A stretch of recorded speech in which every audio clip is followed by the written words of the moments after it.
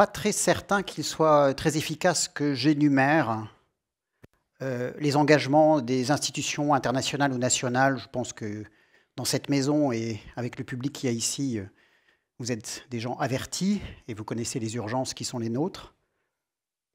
La question est quand même du zéro comme horizon.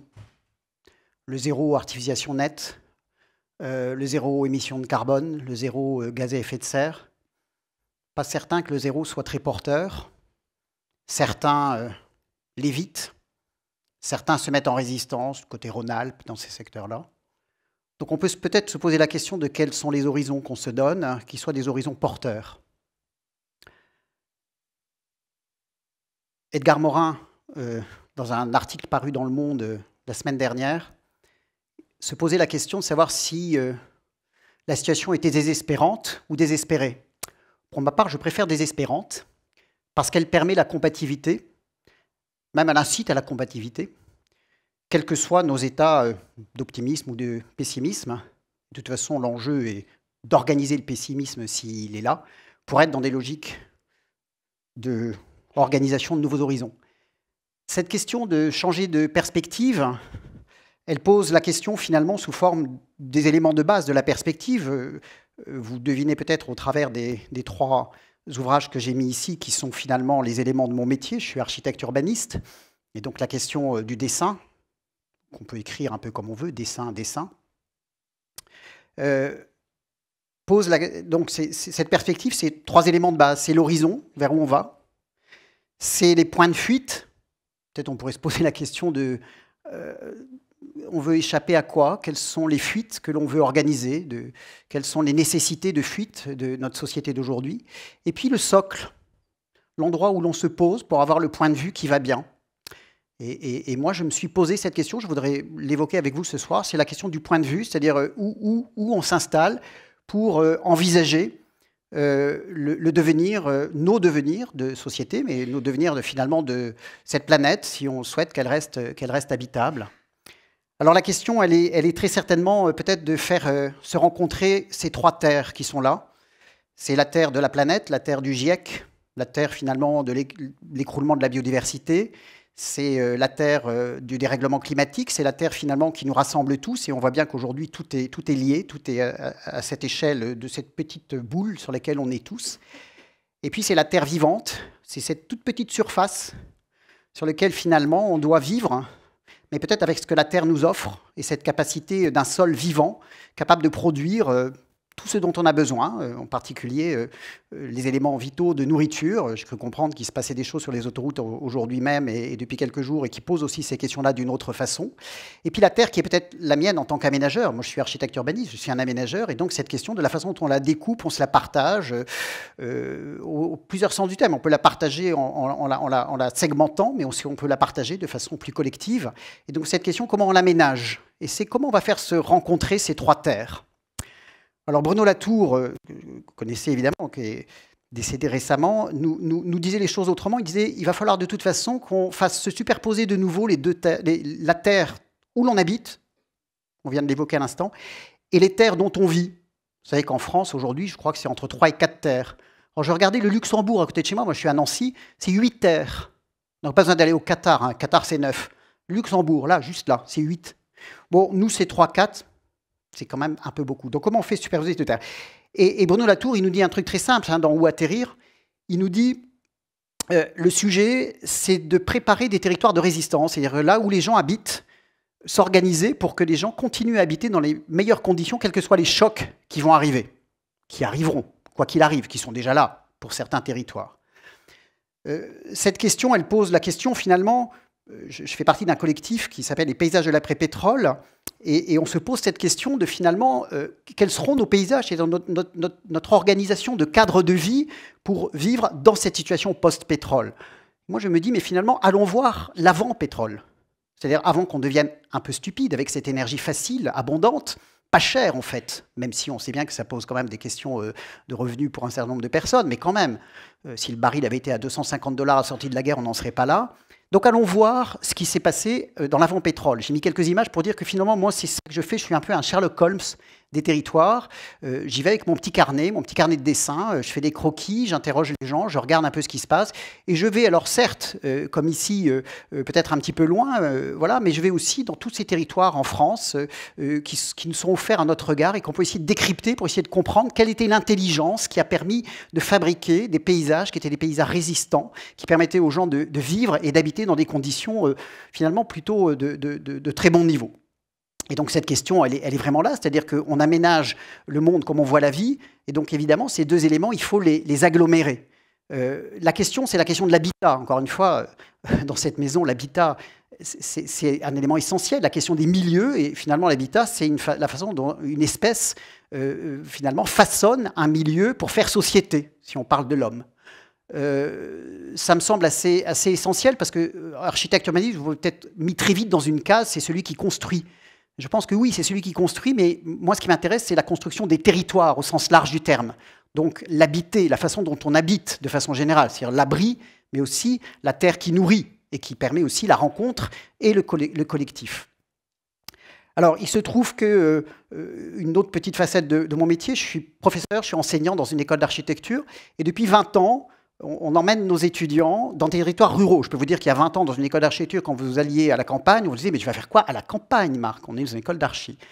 Aujourd'hui, il n'y a plus de sujet, puisqu'évidemment, on se rend bien compte de l'intérêt de ces choses-là. Alors ça, on le fait avec un réseau qui est un réseau de parcs naturels régionaux, qui sont eux-mêmes, évidemment, des endroits où on expérimente et on réfléchit à cette façon de l'habiter dans des situations résistantes et positives à partir des patrimoines naturels et culturels. Donc, on travaille sur ces territoires-là, avec ces partenaires-là, et ça nous permet de nous poser tout un tas de questions, et en particulier, et ça c'est quelques photos comme ça, prises dans la Brenne, dans le Périgord, dans des secteurs de massifs alpins, etc. Ça aurait pu être pris à peu près n'importe où, et bien sûr je les ai sélectionnées, mais en même temps pour moi elles sont révélatrices de ce qui me semble absolument évident. Il y avait et je suis convaincu de ça, il y avait chez les anciens une mise en scène de ce rapport entre l'endroit où j'habite, le construit, et l'endroit qui me fait vivre, c'est-à-dire l'endroit qui produit. Et je pense que ce que l'on voit ici, qui sont une sorte de cadrage, de tableau, de mise en scène, moi je considère que c'est un souhait, parce qu'en plus, évidemment, il y a cette question du beau, et donc il faut qu'il y ait une harmonie entre ces éléments-là. Et moi je pense que cette harmonie-là, on l'a perdue pour beaucoup, et je pense que c'est quelque chose qui nous raconte plein de choses.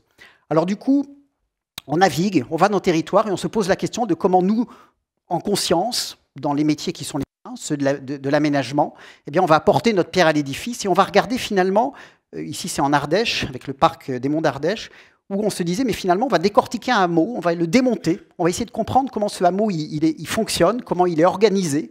Et donc, on va essayer de voir comment on s'inscrit dans une pente, on va voir comment on s'inscrit dans des systèmes d'eau, de ressources, d'écoulement, d'orientation, et comment finalement le construit, le bâti, a su, avec une intelligence incroyable, parce qu'on n'avait pas le choix, s'adapter à ces éléments-là, et comment, évidemment, on a rendu aussi une pente productive en matière agricole, parce qu'il fallait vivre, résister. Et comment on a fabriqué aussi du commun. Le hameau, c'est peut-être cette particule élémentaire qui nous raconte ça. Se nourrir, habiter, se rencontrer, vivre ensemble.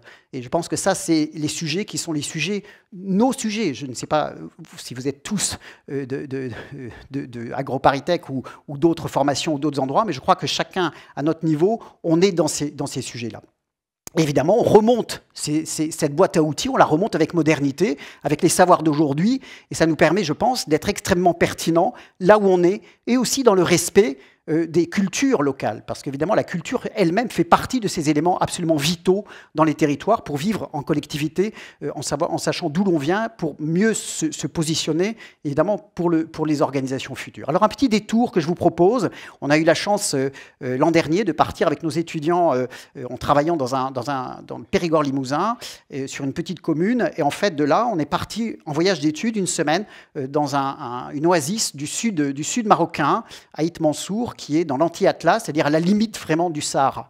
Alors ça nous intéresse évidemment ça, parce que c'est des situations absolument extrêmes, d'habitat et de terres extrêmement hostiles. Il faut évidemment, et vous le savez évidemment, que ces endroits-là sont des endroits complètement créés par l'homme, c'est-à-dire que l'homme a créé ces systèmes d'oasis à partir, évidemment, des conditions locales, de la façon dont on pouvait récupérer l'eau, même si elle était extrêmement rare, dont le sol pouvait être non seulement utilisé là où il était existant, mais sinon comment on pouvait fabriquer du sol à un moment donné, avec évidemment le végétal, avec l'eau, avec tous ces éléments qui sont de l'ordre du vivant qu'on a à un moment donné amené aussi dans ces territoires-là.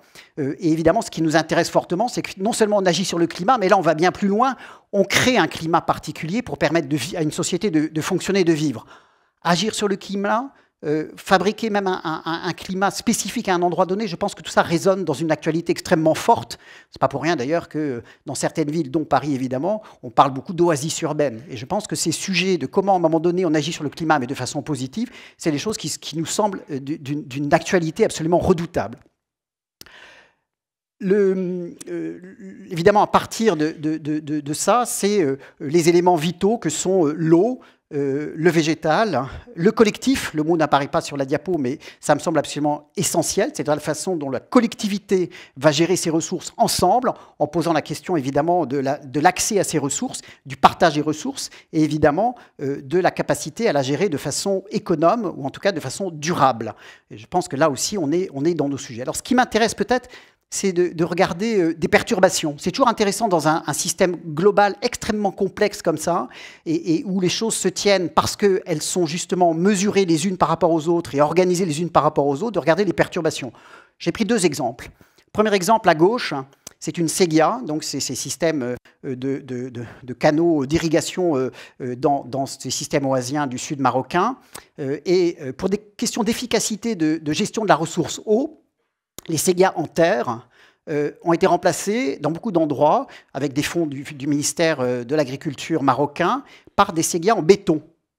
Évidemment, très grande efficacité par rapport aux pertes d'eau sur le système de la terre qui elle-même était perméable. Sauf que la terre perméable, elle permettait à un moment donné d'avoir des systèmes humides en limite de séguias, avec tout un cortège végétal qui permettait d'avoir des plantes qui étaient utilisées essentiellement par des savoirs des femmes, et plutôt des vieilles femmes de l'oasis, avec des systèmes de plantes médicinales, de plantes aromatiques, tout un tas de systèmes qui étaient là. Et vous comprenez bien qu'on a rendu plus efficace la gestion de l'eau pour l'irrigation.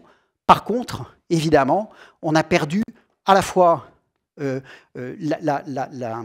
aménités qui pouvaient être des aménités de produits supplémentaires. On a perdu, ce qui est assez dramatique dans le collectif, le savoir-faire, et ces femmes-là ont été marginalisées parce qu'elles n'avaient plus, dans le rôle qu'elles pouvaient avoir dans le collectif, ce rôle qui était là. Elles se sont retrouvées démunies d'un rôle dans le système de société. Et puis, évidemment, un élément de biodiversité qui est extrêmement important. Et sur la droite, vous avez une autre image qui est un barrage en béton, en sachant que dans ces systèmes d'oued, on est dans des systèmes finalement de pluie qui peuvent être absolument catastrophiques à des moments donnés, comme les systèmes méditerranéens chez nous. Et les barrages étaient des barrages en terre et en pierre, et c'est des barrages fusibles. Ça veut dire que vous aviez une série de barrages dans l'oued. Quand il y avait une pluie diluvienne, les barrages cédaient, absorbaient l'énergie et réduisaient les dégâts en aval. Et vous aviez une succession de systèmes. Et en plus, ces barrages étaient réparables par les populations et les savoir-faire locaux. Et donc on a perdu tout ça. Et non seulement on l'a perdu, mais on a aggravé les problèmes, puisque les barrages en béton accélèrent le système de l'orage de pluie. Donc là, on a été dans des systèmes qui étaient assez terribles. Je vais reprendre Edgar Morin, qui disait dans ce même article de la semaine dernière, il disait appauvrissement de la pensée par segmentation de la connaissance et des savoirs. C'est exactement ça. On est dans une période de niveau de connaissance absolument prodigieuse, mais finalement avec une vraie logique d'efficacité, parce qu'on n'est plus dans l'articulation de ces connaissances entre elles pour fabriquer une complexité qui est l'élément essentiel du maintien de ces organisations-là. Alors c'est vrai, évidemment, dans les systèmes oasiens que je suis allé voir, mais tout ça, évidemment, ce sont des leçons de type de regard, de type d'attitude, d'organisation, de société dans des lieux donnés. Et ces méthodes d'organisation et de regard, on peut les transposer évidemment dans tous nos paysages du quotidien qui sont les nôtres. Et non seulement, et c'est une des raisons pour lesquelles on est allé voir l'échelle du hameau, parce que moi je pense que cette boîte à outils à l'échelle du hameau, on peut après la transposer à l'échelle du village, puis à l'échelle du bourg, puis à l'échelle de la ville. d'un système territorial de façon générale, et pourquoi pas au niveau des métropoles. Et je pense que ça, c'est des leçons que nous livrent les anciens avant justement l'abondance dont on pâtit aujourd'hui de façon absolument terrible. Évidemment, on peut aller vers ces réorganisations. Ici, une image où on reprend un dessin de cette oasis et puis des dessins d'étudiants, en l'occurrence, qui travaillaient sur la réinterprétation des systèmes de tour avant en Iran et d'organisation de rafraîchissement naturel de l'habitat dans des régions où on peut atteindre des 45 à 50 degrés d'une efficacité redoutable, et façon comment on pouvait faire ça sans passer par la machinerie, double flux, système de moteur, etc. Je pense qu'on peut le faire, évidemment, de façon assez simple. Et peut-être, cette question, elle est question des horizons qu'on se donne. Mais pour moi, ces horizons, ils n'ont de puissance qu'à partir du moment où on est sur un socle qui est le socle solide qui va nous permettre d'inventer demain. Et donc, je crois vraiment que cette question d'aller regarder l'intelligence matérialisée dans les patrimoines, que ce soit des patrimoines paysagers, que ce soit des patrimoines construits, c'est une mine incroyable. Et j'ai cru comprendre qu'on était dans l'urgence. Moi, je pense que peut-être que si on est dans l'urgence, c'est pas mal d'aller extraire cette intelligence plutôt que d'avoir une espèce de croyance dans l'intelligence qu'on va être capable de fabriquer demain. Donc là, je suis assez convaincu de ça. Et peut-être que je l'ai mis dans ma poche, terminer en vous montrant ce petit ouvrage de Patrick Boucheron, historien, professeur au Collège de France, qui vient de sortir ce petit ouvrage qui vaut 4,90 €, hein, je fais de la pub, qui est écrit de façon absolument merveilleuse.